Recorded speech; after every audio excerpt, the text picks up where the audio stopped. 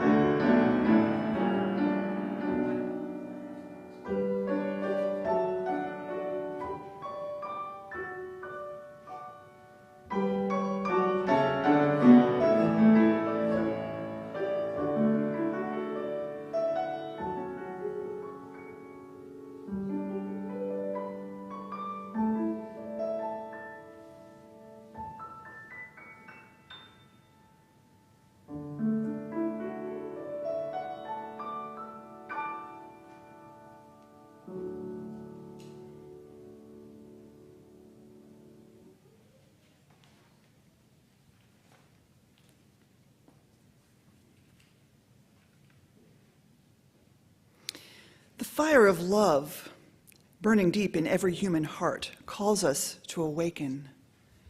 Awaken to the work of justice. Awaken to the work of compassion. Awaken to the work of community. For in this time of human suffering and exaltation, we are called beyond awakening into action. May the chalice flame we light guide our hearts in service to the greater good, which holds all living things in its holy embrace.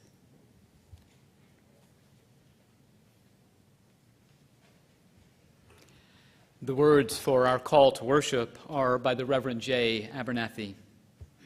His words are titled, Love is our greatest purpose. We affirm that love is our greatest purpose. Accepting one another is the truest form of faithful living. The search for truth is our constant star.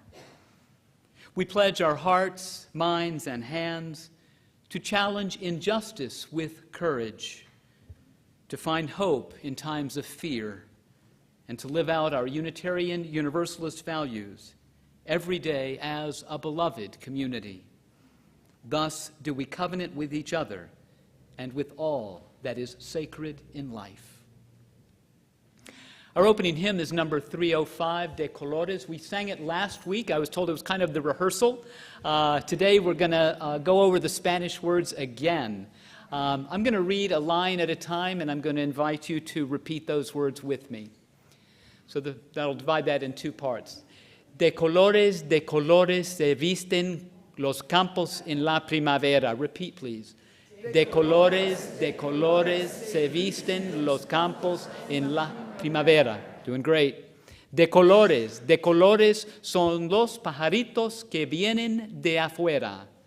De colores son los pajaritos que vienen de afuera. De colores es al arco iris que vemos lucir. De colores es al arco iris que vemos lucir. Y por eso los grandes amores de muchos colores me gustan a mí. Y por eso los grandes amores de muchos colores me gustan a mí. You've got it. Please stand in body or in spirit as we sing together our hymn, De Colores.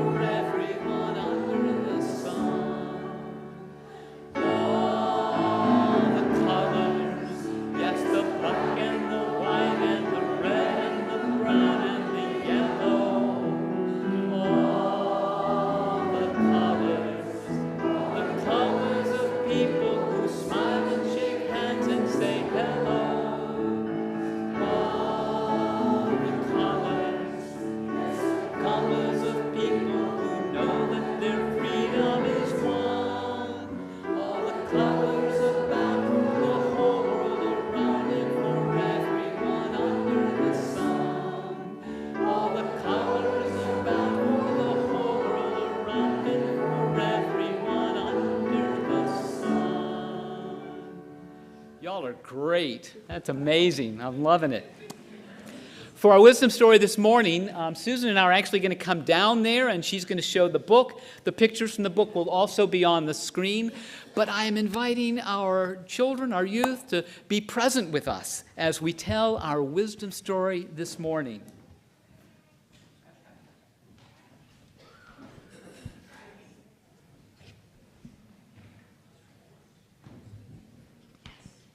Come as close as you want.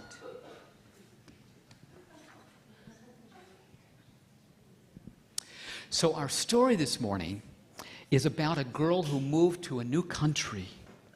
And she was very courageous and brave.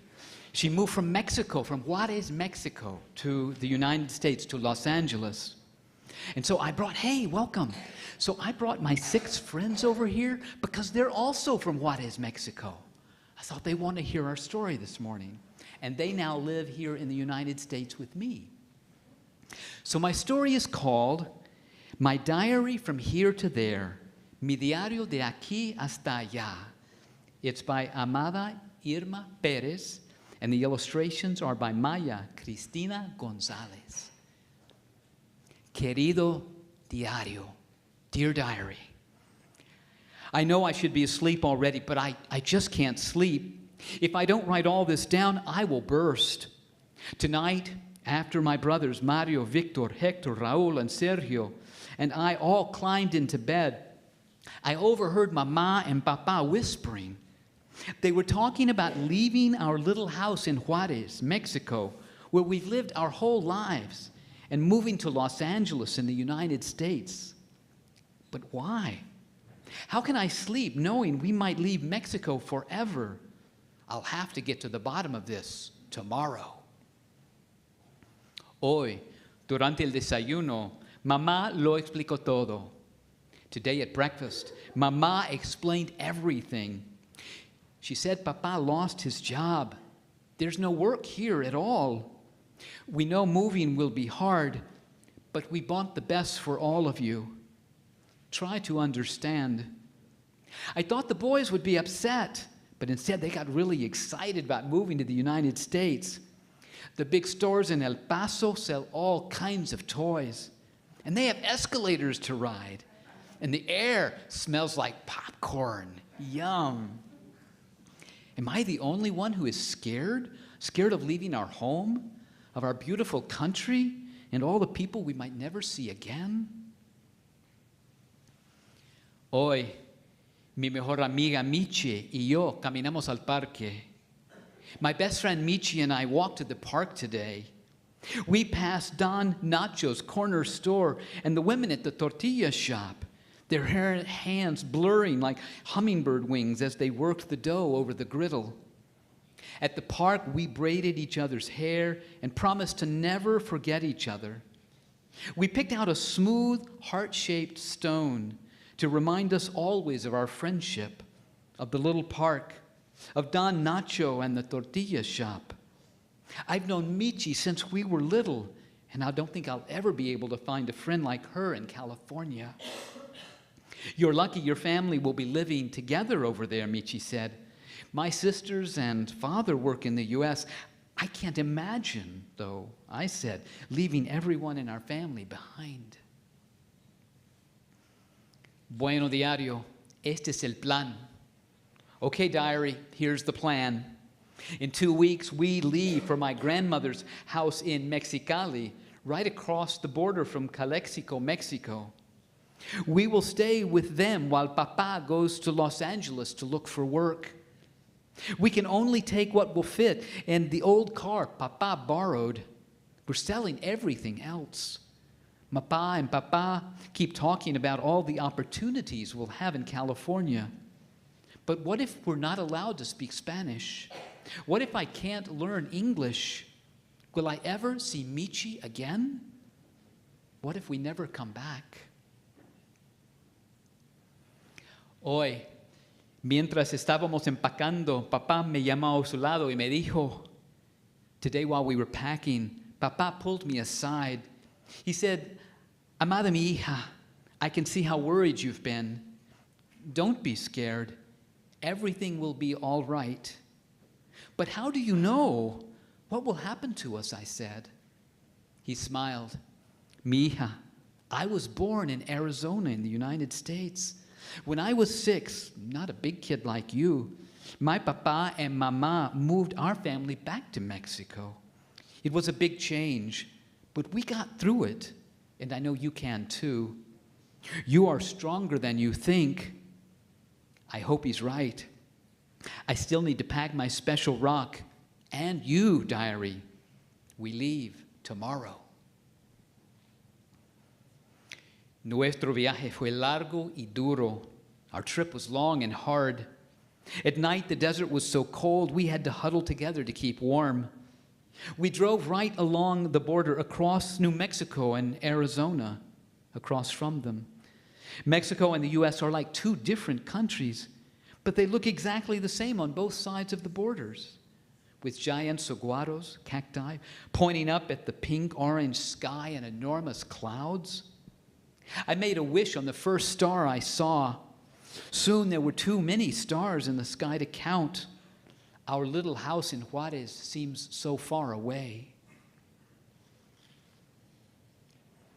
Llegamos a Mexicali muy tarde en la noche.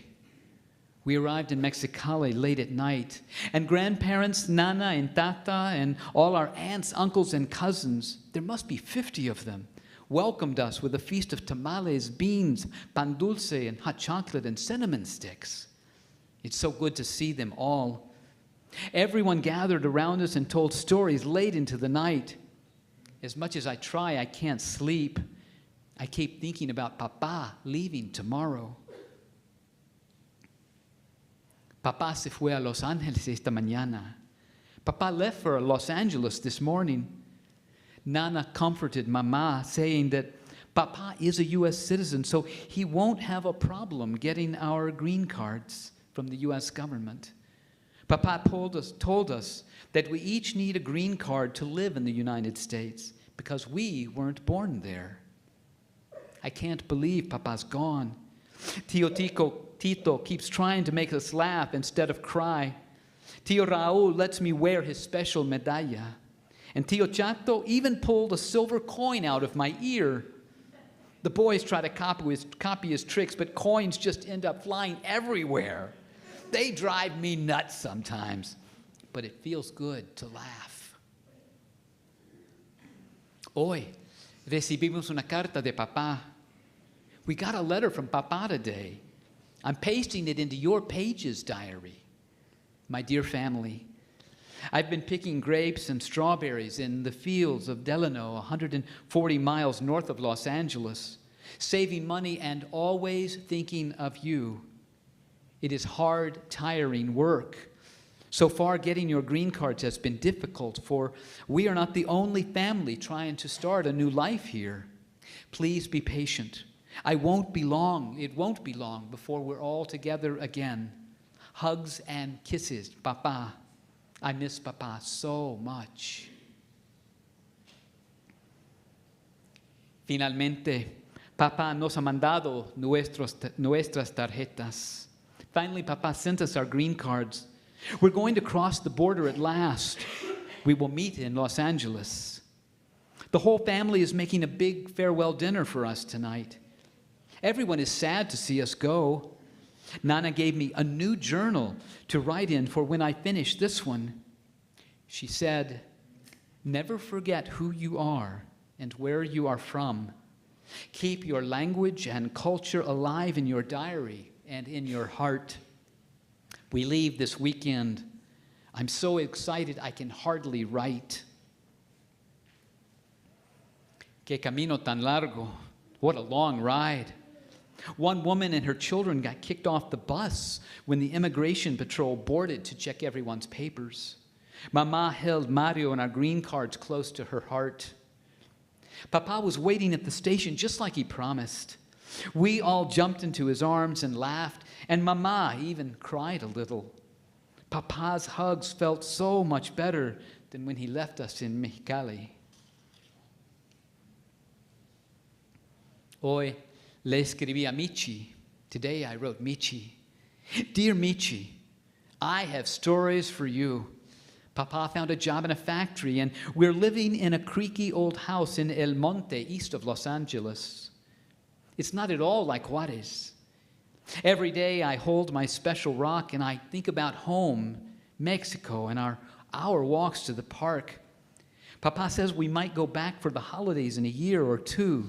Until then, write me, missing you, amada Irma. Bueno, diario, por fin encontré un lugar donde puedo sentarme y pensar y escribir. Well, diary, I finally found a place where I can sit and think and write. It may not be the little park in Juarez, but it's pretty. You know, just because I'm far away from Juarez and Michi and my family in Mexicali, it doesn't mean they're not here with me. They're inside my little rock, and they're in your pages and in the language I speak, and they're in my memories and they're in my heart.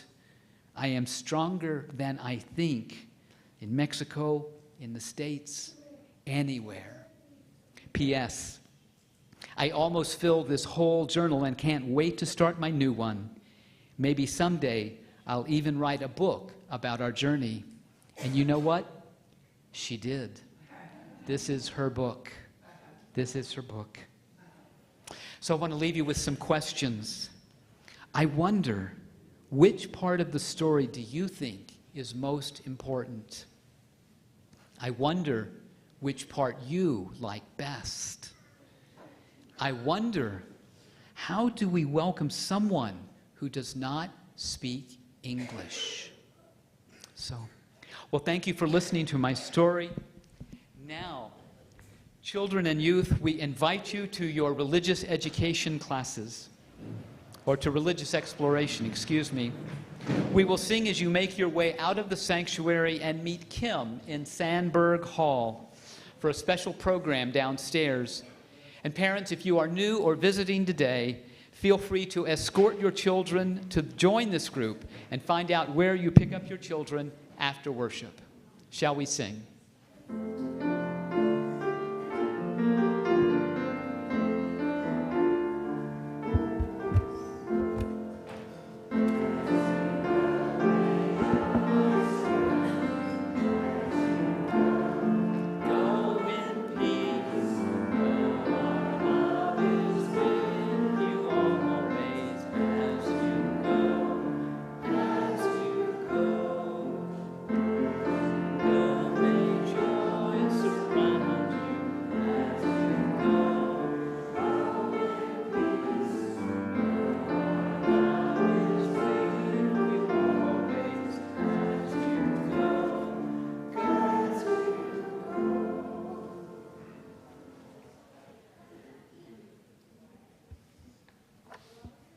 In the center of our service and in the center of our lives, let us pause to honor the silences of the world.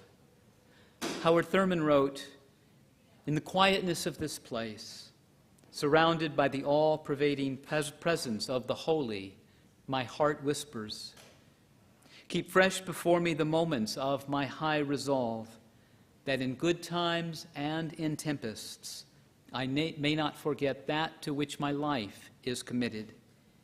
Keep fresh before me the moments of my high resolve." Let us share a moment of silence.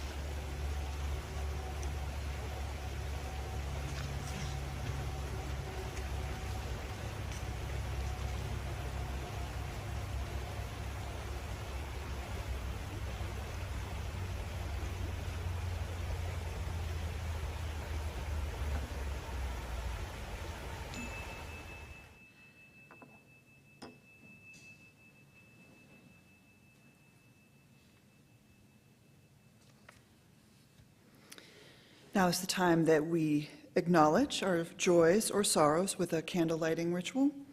If you're in the sanctuary, please feel free to come forward and light a candle. If you're online, you may light a candle or write in the chat box any joys or sorrows that you wish to share with the congregation.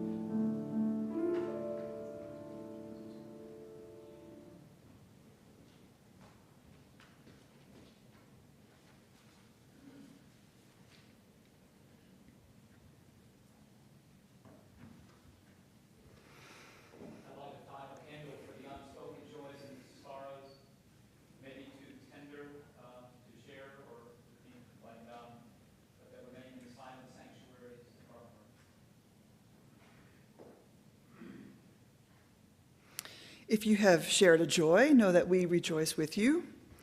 If you have shared a sorrow, know you are held in love and care by this community.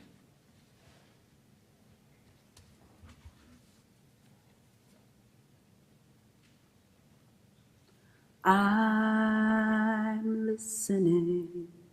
I am listening. Spirit, speak to me.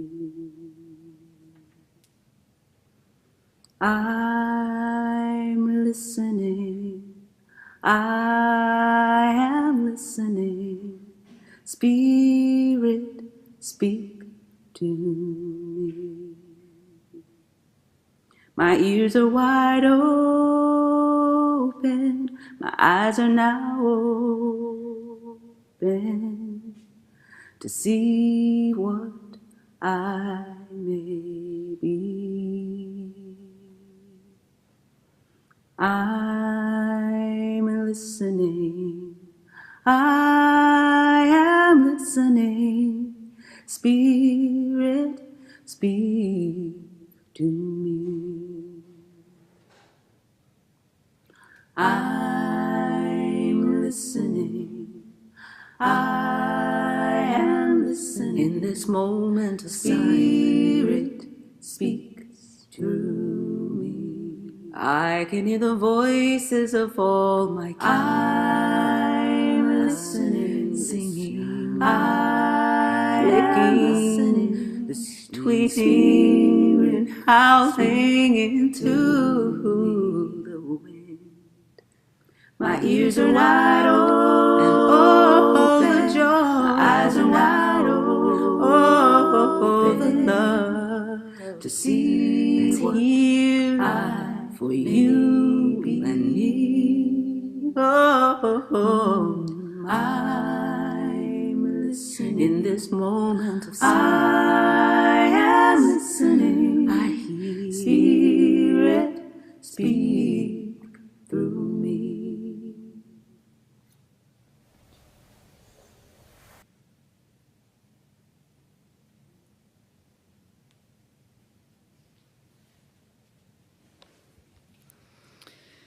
The worship theme for October is courage. This week, my husband Mark and I saw the documentary Torn about extreme mountaineer and climber Alex Lowe, who was killed in an avalanche in Shishapangma, Tibet in 1999, leaving behind his wife Jennifer and 3 young sons. The film is directed by eldest son Max about 20 years after his father's death, and it takes its name from the conflict Lowe experienced between his obsession for technical climbing and his regret that his 2 younger sons barely knew him. So often was he away from home. Committed parents everywhere questioned Alex Lowe's choice to put himself at such risk over and over. And after Lowe's widow married his climbing partner, Conrad, from that ill-fated trip to Tibet, public criticism rose to a crescendo, spilling out in the morning news shows. The film uses family members' unscripted recollections and live interactions to try and make sense of Lowe's life and his death, acknowledging the extreme courage required to scale great heights on sheer ice and rock, against the compulsive nature of Alex's love for climbing that led him away from his family, incising them forever with deep and enduring sorrow. The crushing weight of survivor's guilt for Lowe's climbing partner, Conrad, the younger boy's embrace of Conrad as the father they desperately wanted, the inability of eldest son Max, the film's director, to do the same, and his resentment of their mother, all these complexities were in full view. The family's unscripted reflections on events after Lowe's death was a reminder to me that what we see is never crystalline reality, pure as calculus. What we see so often is our interpretation of reality, filtered through the lens of our own experience. Often the lens we thought was a magnifying glass turns out to be a warped mirror. We see others not so much as they are, but as we are. It's a service to strive to see with greater charity of interpretation. It is a service to other human beings to look at them, confused and self-concerned as they may be, with the eyes of love, and to resist, for as long as possible, the cataract of judgment to occlude our view. To place the wish to understand above the wish to be right, and to see, as Thich Nhat Hanh has said, that understanding is love's other name. Perhaps that is the greatest gift we can give one another. May you find the courage to seek understanding of even your most puzzling fellow earthlings this week.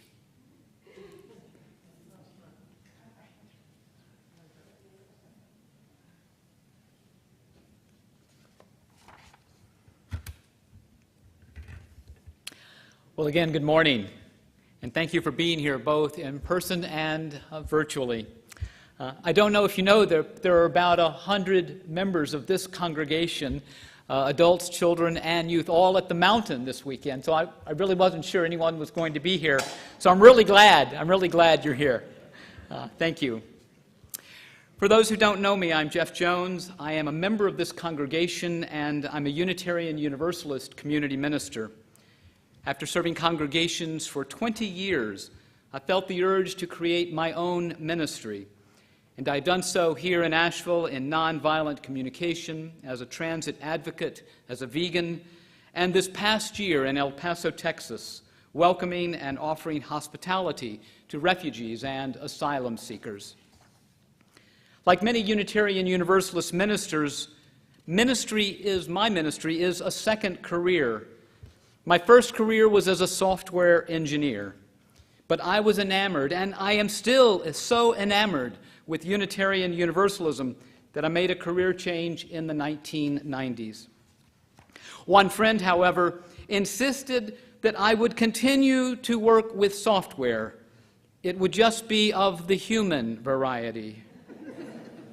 Others suggested my career change was a shift from the rational to the relational, from programs to people, from the logical to the liturgical. Who knew my change of career would make poets out of my friends? What I need you to know, though, is that Unitarian Universalism gifted me with the breadth of life. It sounds dramatic, but at the age of 31, I could not figure out why traditional religion did not work for me. I wanted a sense of community and a place where I would be accepted with my often annoying questions about religion. I certainly found acceptance, I found community, and I found so much more. I found a faith tradition that transforms lives, that welcomes all people, and I found a faith that works for justice and lives its principles, both in the congregation and in the community. A couple of years ago, as a community minister and wanting to use and both improve my Spanish, when the Unitarian Universalist Service Committee said that Annunciation House was looking for year-long volunteers in El Paso, Texas, I checked with my partner, Carol. Thank you, Carol. She said yes, and I decided to apply. I was fully vaccinated, and I felt the risks were minimal and the opportunities were great. As I said earlier, I went to El Paso for a year to offer welcome and hospitality to refugees and asylum seekers. Shortly before I left, I told my friend Carmen Ibarra at Just Economics that I was going to El Paso to welcome refugees. She paused, and then she said how grateful she was that I was going. She said that when her dad arrived in this country, no one welcomed him. With Carmen's words as my constant companion, the first word I uttered to anyone who entered our shelters was welcome. You need to understand that many, perhaps most, of the guests arriving at our shelters have just completed often months-long, arduous journeys, risking their very lives to get here. I made it my mission to welcome them from my heart. As you may know, the U.S. deports many refugees. Others are allowed to enter our country and are given court dates, and many others enter without documentation. To my surprise, I learned that in 2014, or since 2014, Immigration and Customs Enforcement, or ICE, would bring refugees to the network of Annunciation House, the network of shelters and churches. Annunciation House, in addition to a warm welcome, provided basic hospitality, while our guests' families and friends purchased airline or bus tickets.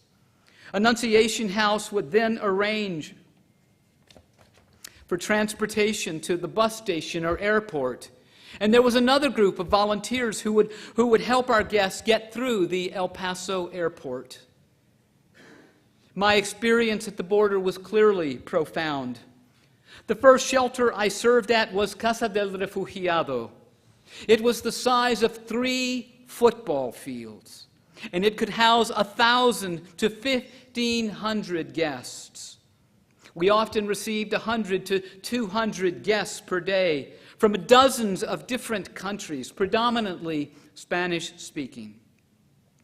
At Casa del Refugiado, there were 5-year-long volunteers, and many community volunteers from El Paso and many more short-term volunteers from outside El Paso who would arrive and serve for a couple, 4, 6 weeks. The long-term volunteers, though, met each weekday morning for a time of reflection. When it was my turn to lead reflection, because El Paso was known for its murals all over the city, I invited each of the volunteers to imagine a mural that represented what was happening at Casa del Refugiado. In my own imagined mural, the panel was of 40 men and women exiting the ICE bus, the first panel. They exited the bus in an orderly fashion, as if stepping out of line would impose some penalty by ICE. Each person exiting the bus was dressed in the same uniform, the same color t-shirt, the same color sweats, the same color and style of flip-flops. Their faces were full of fear and anxiety, having no idea what was to happen next. In the next panel of my mural, the men and women are warmly greeted with the word welcome, said with all the enthusiasm we could muster. This was invariably met with cheers and sometimes tears of joy. We let our guests know that they were free to move about our shelter as they wished, and they were free to leave. In the next panel, we were inside our shelter. If at all possible, our guests had received clothes of their own choosing out of our clothing bank. Also depicted were men and sometimes women who would play soccer in our cavernous shelter. And I have one very distinct memory of a few young women running through our shelter, their long black hair now clean, since when I don't know, flowing in the wind behind them, just exuding joy. Let me interject that we also received many families, and so this panel would also include children playing freely. In my final panel, our guests are boarding a bus for the airport or a bus station. There is a certain amount of welcomed disorder. Each guest is uniquely dressed. There is laughter and joy as they prepare to make the journey to be with their family and friends. This was my imagined mural. This is what we did at Casa del Refugiado. I'll return to that story in a moment. There is another way that I was profoundly touched by my service in the shelters. The second shelter I served at was called Annunciation House, the original building of the organization's founding in the mid-1970s. You need to know that not all of our guests are brought to us by ICE. At the second shelter I served at, we received injured refugees brought to us by hospitals. I estimate that over the 6 months that I served at this shelter, we served more than 20 guests who had fallen off the border wall. After they were initially treated at the hospital, they stayed with us in preparation for surgery on an ankle or leg. We gave them their prescribed pain medications. We took them to their pre-op appointments, to their outpatient surgeries, and they stayed with us as they prepared to travel post-surgery. One man stands out in my heart, 29 years old and a father of 5.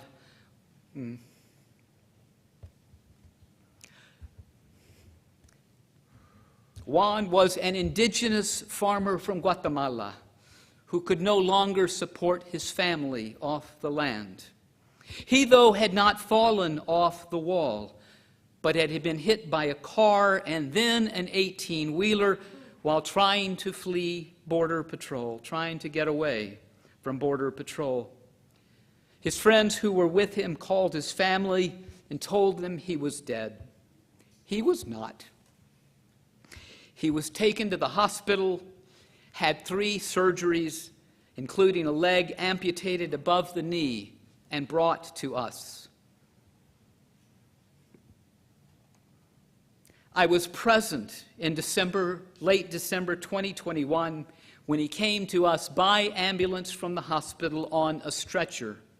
And I had the good fortune of being the long-term volunteer responsible for all of his follow-up appointments, probably 30 to 40 of them, between pain management, wound care, phantom limb syndrome, a follow-up surgery, and physical therapy.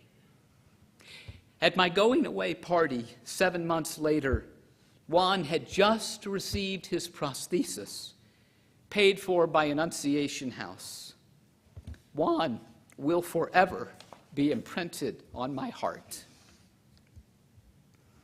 After 6 months at my second shelter, I was asked to be the site coordinator at our third shelter, Casa Vides. Like each shelter, we received families and individuals, but we also received special cases. A number of refugees are the victims of crimes, and they need to remain in the area while HSI, Homeland Security Investigations, who knew that existed?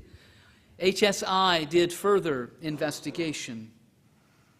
Casa Vides was a smaller shelter, and so we also received a number of transgender guests. I knew before leaving Asheville that Annunciation House welcomed the LGBT community at its shelters. Now, I don't know what their experiences were, our transgender guests. I don't know what their experiences were at Border Patrol or in detention. But it was quite affirming to be part of their heartfelt welcome at Casa Vides. And if our other guests enjoyed choosing their own clothes, that went double for our transgender guests. Why have I told you these 3 stories from the shelters? After some reflection, I realized that my experiences at the border has similarities to my experience of Unitarian Universalism. And that's a bold statement, so let me say it again. My experience at the border has similarities to my experience of Unitarian Universalism. In the mural that I imagined at the large shelter, Casa del Refugiado, the series of panels reflects the transformation of the experience of our guests. At all of our shelters, we transformed what had been a harrowing journey to one of heartfelt welcome and hospitality. The work of Annunciation House transforms the experience of our guests, those who are newly arrived in our country. I also believe that Unitarian Universalism transforms lives. It has certainly transformed mine. I first learned of Unitarian Universalism in 1989. The year before, though, I had just moved back to Atlanta to take a new job as a research scientist with the Georgia Tech Research Institute. As an avid volleyball player, I went in search of a volleyball league. It took me longer than you would think to realize that I had unknowingly joined a gay volleyball league. I too can laugh about it now, but in January 1988 it was traumatic for me. At that time in my very traditional life, I didn't know anyone who was gay or lesbian. In my very traditional Southern life, I had internalized the worst stereotypes that society proffered around sexual orientation. And so I credit Unitarian Universalism and the many gay and lesbian friends I have made through our congregations with helping me overcome my homophobia. So yes, Unitarian Universalism, like Annunciation House, can be a transformative experience for those who come through our doors. Annunciation House also welcomed the injured and provided a place for healing. That has also been my experience of Unitarian Universalism. My father died in 2007. And shortly after his death, my stepmother, in her grief, and it was her grief speaking, said that I was no longer welcomed in the home I grew up in. I recall the next month at a gathering of UU clergy, sobbing uncontrollably as I tried to relate that what I had just experienced. My colleagues did not offer platitudes, but they sat with me and they held me as I described my pain. So yes, Unitarian Universalism, like Annunciation House, is a place of comfort as we go through some of life's hardest moments. I want you to know that my stepmother has since apologized to me. No apology was necessary. She herself, not knowing or understanding what came over her in 2007, it was the grief, clear and simple. Annunciation House also lives its values. The founders wanted to offer radical hospitality to those most in need, no exceptions. They welcomed all faiths, all sexual orientations, all gender identities. I also credit Unitarian Universalism with practicing radical hospitality. Just a few years ago, this congregation, UU Asheville, offered sanctuary to Mariposa or Maria. I'm honored that so many members of this congregation actively participated. So yes, my experience of Annunciation House was an experience of transformation, a place of nurture and healing when life is hard, physically or emotionally. And it is a place to practice radical welcome and hospitality. And Unitarian Universalism is a place of transformation, of nurture and healing when life is hard. And it too is a place to practice radical hospitality. I recognize that not everyone can go to the border for a year or maybe even for 2 weeks. And let me be clear, it is an intense experience. But I believe we can experience those important values of transformation, of providing and receiving comfort, of radical welcome and hospitality right here in our own congregation. In the few moments I have remaining, let me speak to the transformative nature of Unitarian Universalism that is happening right now. In the last 5 years, Unitarian Universalism has been looking deeply into what it means to be an anti-racist faith. Our congregations have similarly been asked to look deep within and discern what it means to be an anti-racist congregation. I am proud that our ministers and our board of trustees at this congregation have asked the congregation to engage in this work.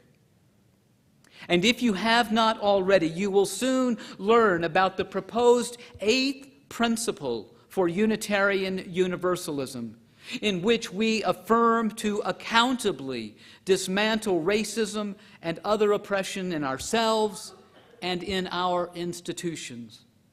This is the work of transformation. This is the work of liberation. And it requires our intentional effort on our part, and it will require courage to do this work. This is just one way that I believe we need to deeply engage with the values of this faith. It is each of us being open to transformation. It is being present at more than a Sunday service. And it requires us to be more fully engaged with the work of the congregation. And yet this congregation offers still more. We are a community that supports and sustains us both in joys and when life is hard. And it is a place of religious and spiritual exploration for children, youth, and adults. This congregation is also in the search for a new minister. I can tell you that being part of a ministerial search is one of the most exciting times in the life of a congregation. You, all of you, are being asked to give your voice to help set the direction for this congregation and to be clear about what you want in a future minister. Whether you are a long-term member, have been here for a few years, or relatively new, perhaps brand new, Unitarian Universalism is a radically different way of being. It takes work, it takes engagement. But because no one tells you what to believe and no one tells you how to be involved. To fully get what this congregation offers, we have to be engaged, and this will be different for each of us. I close with this quote from Howard Thurman. Don't ask yourself what the world needs. Ask yourself what makes you come alive, and go do that. Because what the world needs is people who are alive. And if I can humbly add to Thurman's words, to come fully alive, I do so as a part of a community, to sustain and support one another as we together offer love to an often bruised and hurting world. This is the call of our faith. May it be so.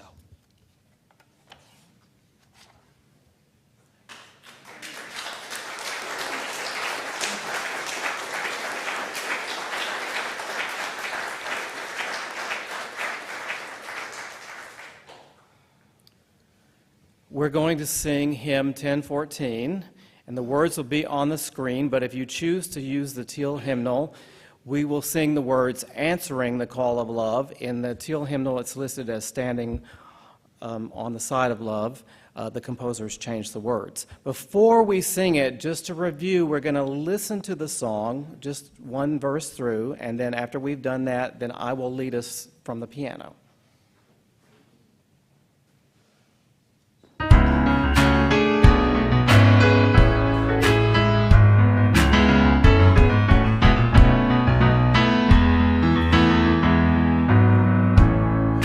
Promise of the Spirit,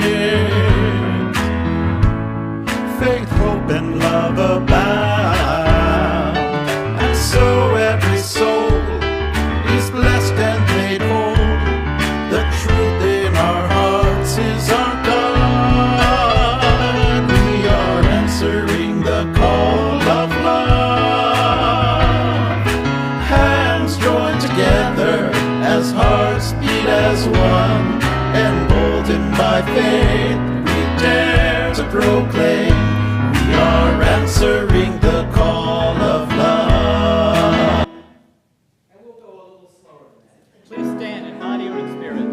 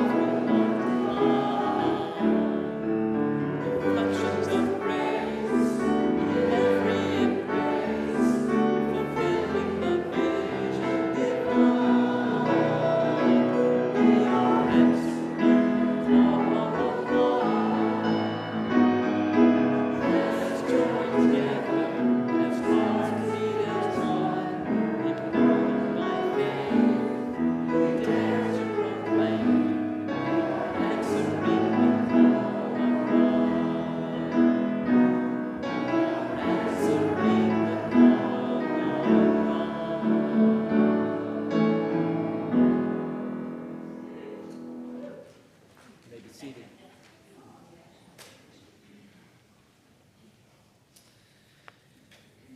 Now for the work of the congregation. We always like to acknowledge visitors who are among us. We seem to have more and more visitors. So we would love to invite you to stand and introduce yourself so that we may greet you in the fellowship hall after service for our coffee hour. If you're visiting, would you stand and let us know that you're here? Please, let us know your name and where you're from. We have microphones. Yeah. Or you can shout, either way. I've been known to be loud, so. My name is John Heim. That's actually the second time I've been here. I'm displaced from Fort Myers Beach, Florida, where a hurricane hit. I've been here for about 6 days. Proud to be here. I'm a social awareness activist, a clean water activist where I come from. I spoke in front of Congress 5 times, which many of you know probably amounts to nothing because they're politicians. But nonetheless, I'm lucky to be alive. My house was gone. I lost everything I own. I got here with the clothes on my back. I'm trying to find my footing when it comes to this town, and looking forward to proceeding with the environmental justice network that you guys run here. I got a lot of experience in that, and thank you for having me. Welcome. Kindness is cool.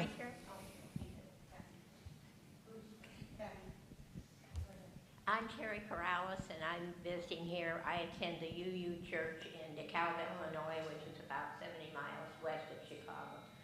And the highlight of all my trips and vacations is always visiting a Unitarian church. They're all different and precious, and I'm happy to be here. Welcome. I'm Cecily Hines and just moved to Black Mountain about 4 or 5 months ago, and came from Minneapolis, where I did attend various UU churches, but I'm really happy to be here today. Welcome. My name is Brian Owenby. This is actually my second time here. I live an hour west of Asheville, just across the line in Tennessee, but I am looking at relocating here. I'm over here quite often, have friends in the community, and I'm actually interviewing for some places here as well, job-wise. So. Welcome. Hi, I'm Samantha. This is our first time at Unitarian Church, so we just moved to Asheville like 6-ish months ago. February. So thanks for having us. Yeah, thank you. Welcome. My name is Coleman. We moved here in February from South Florida, and looking for a sense of community. Like she said, it's our first time here. So yeah, thank you for having us. Welcome. So glad you're with us, and please join us for coffee afterwards. Are there any others? Did I miss one? Good. There's one. One more, okay.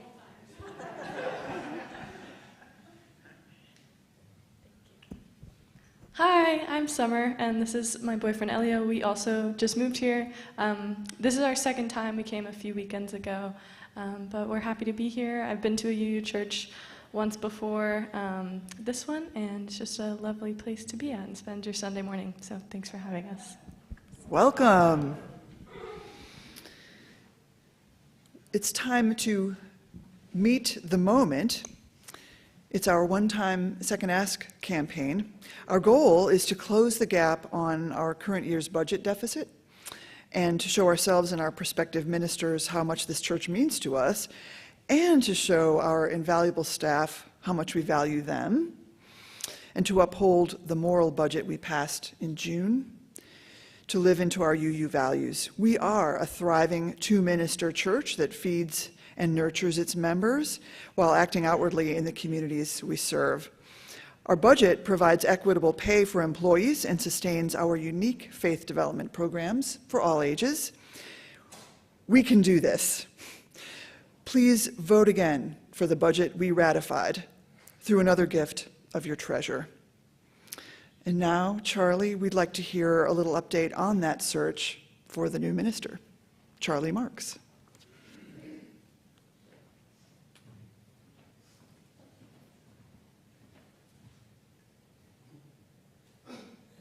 You knew you'd never get out of here without hearing from me. The search committee is super busy, and that's what we do. We need your help, however. Two ways. One way, the congregational survey. Please dig in, and you don't have to answer all the questions. Answer all the questions you can. You can find it two places. There's always a link in the Wednesday email, e-news, and there's also a link on the first page of the church website. You got to get cracking, however, because the 19th of October, today being the 16th, is closing day for the survey. So jump in there and fill out the survey. The second thing is very cool. Cottage meetings. We've just opened that door now. We're beginning to do cottage meetings. Small groups, 5 to 10 of you, will meet, facilitated by one of the members of the Ministerial Search Committee, but we're not here to talk. We're here to listen. We want to know what you want. And two ways to sign up for that. There's a sign-up sheet in Sandberg Hall, and you can also sign up online using those two links. Why are we doing this? Well, we're doing this because we want to know what you want, but there's another reason. There's a giant document called the Congregational Record. And the Congregational Record is answers to 50 questions, 52 I think, put forth by UUA. We, the search committee, answer those questions. Prospective ministers, guys and gals looking for jobs, read about us, and they get to decide whether that place sounds good, or I don't know about that. But if interim search is any guide, they're going to love us, and they're going to want to come here. So your input in the survey, your input in the congregational meetings ends up in the Congregational Record. During the month of December, those people looking for jobs are going to be reading about us. What happens next? January 2nd at 12 noon, I believe that's correct. We're going to start hearing from them.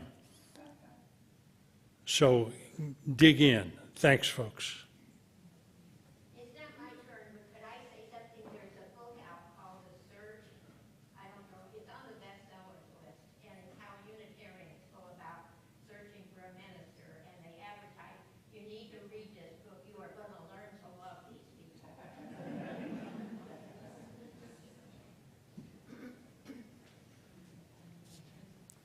Hello, my name is Ann McClellan, and Jerry and I came to this church in 2005. We are considering how to respond to the call from our Board of Trustees for a special one-time donation to meet the budget for the coming year. It's difficult for us to think about the budget. We feel like we're in recovery mode after the months of services only by Zoom or YouTube. And we're learning how to live with COVID. And we celebrate being back into a real person service with the religious education, religious exploration classes up and running. And the choir is back, the committees and groups are going strong. All of this is good. But in the midst of this, we are asked to consider our budget, because that part of the church is not so strong right now. Why are we UUs and members of UUCA? For one thing, Jerry and I first met at the UU Church in Ann Arbor. This is important to us. This is a place where we find ourselves living in a loving community, a place where we belong, with others who share our values and will work with us to put those values into action. When people hear that I'm a UU, they sometimes ask, well, what does that mean? Are you a Christian? What do you believe in? and I can give them my little elevator speech, such as we're people of many beliefs and traditions who have joined together because we share values and hopes that define us. I can say something like that, and I can give them this little card that states our 7 principles. Jerry always has one of these in his pocket, or I might pull it out from my purse. These are the most basic principles that bring me into covenant here to be a church. This is a place where I can explore what these principles mean and how to make them real in my life, at home, in the community, around us, and in the world. So I could stop there, right? This is great. We have these principles that very well state what is important to me in this church community. But what next? The what next is what will make these principles come alive. The first what next, I find groups that I can be involved with because there is strength in groups. We learn together, we grow in our understanding of others, and often we decide to take action together. The arc of justice does not bend by itself. It takes the caring of individuals and community to make a difference. We're not alone in this. As UUs, we are part of the so-called beloved community of those who care. We work with other groups like Beloved Asheville, the local NAACP, Manna Food Bank, Sierra Club, and many other groups of people who care. There is energy and excitement in being together and working together. The second what next is in response to our 7 principles. I need spiritual support to help ground me. So I attend Sunday services where I'm reminded that I'm not alone. I can take a little time in contemplation and give thought to what we can be as a congregation and what my role might be. The music here is an important part of that. I love the diversity of music that Les brings to us. He does so much. He finds a variety of guest performers, besides choosing the music and performing on the piano and conducting the choir. I love the story at the start of each service, and I like to sit where I can see the children out of the corner of my eye. I love to see so many families of all ages here. The third what next in bringing our principles to life, I start to grow. How do I grow? Here is an example of that. A few years ago, Jerry and I attended an Asheville community offering called Building Bridges. One year, Building Bridges was held here at our church. And when we attended it, it was held at one of the downtown churches, about a 6 or 8 week session. There were about equal numbers of black people and white people attending, and that was intentional. And our small groups of 5 or 6 were also mixed blacks and whites. In the groups, we shared some experiences with a group leader helping us to all be participants. I heard a young black man say he could never walk along the sidewalk in Asheville without watching who might be around him or who might be driving by. He could never feel completely safe wherever he was. Did I feel that way when walking around here? No, I feel safe. Before attending Building Bridges, I had no idea of the racial tensions in our city. During one part of our course, we learned about the history of redlining in Asheville, when black families could not get a mortgage to buy a house in their neighborhood, and how the historically black high school was closed due to integration, and the well-respected black teachers they used to have were also gone. There was a panel of black educators and parents who responded to questions from the audience. The main thing I remember from that panel was that they all agreed that they wished they had their school back because it was their neighborhood school, and they had black teachers there for their children. Our integrated schools sometimes do not serve all of our children very well. Members of our church were very active in organizing the Building Bridges course, Joy and Richard McConnell, among others. They made me glad to be a UU. They encouraged us and other UUs to attend the Building Bridges program. The fourth What Next, in response to our 7 principles, is the top-notch religious exploration program we have, serving all ages of our children and adults, from spirit play, stories for the younger kids, to our whole lives for older kids, where they learn about sexuality, to the bonding of our high school kids in their own group. Jerry recalled one day when we were around the church when he met up with a young man who was waiting for his parents to come out of a meeting. Apparently, they were getting their parent introduction to the Our Whole Lives curriculum. The young man said they were in there learning about sex. Our church has the best curricula for all ages. Those written curricula come to us many times from the UUA, the Unitarian Universalist Association of Congregations. As you know, the church budget for the coming year is underfunded to maintain our programs. So we are all being asked to offer a one-time extra gift of 20% above our pledge to fill the gap. We were impressed by the presentation by the president of our board, Clyde Harden.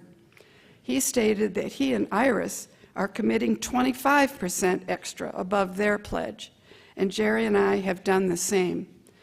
We are a vibrant, growing congregation with new families arriving and a new minister about to be selected. Now is the time to keep the momentum going.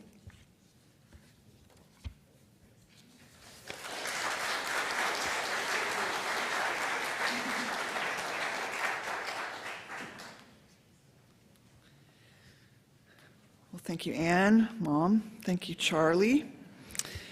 Please join us for Vespers at 6:30 on Wednesday this week, followed by our monthly program, Café, Cultura y Conversación, an opportunity to learn about issues in the Latine community and practice Espanol.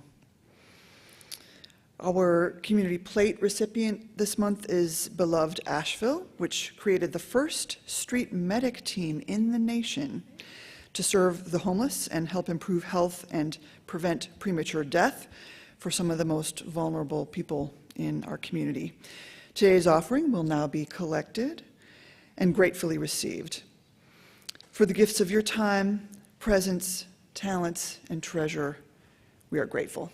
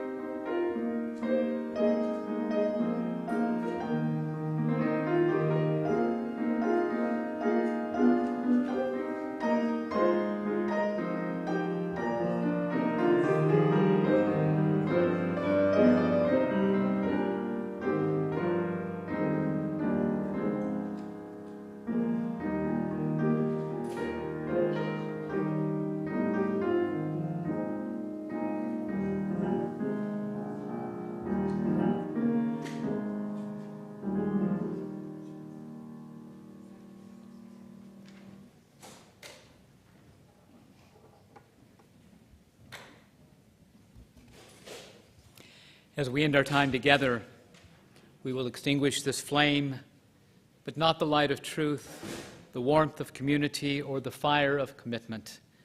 These we carry in our hearts and out into the world until we are together again.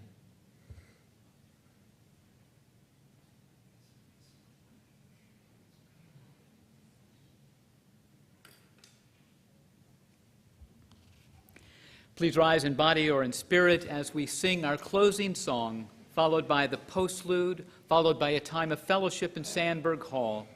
If you need to leave during the postlude, please do so quietly so others can enjoy the music. And Les has invited us to sing along with the postlude if we wish.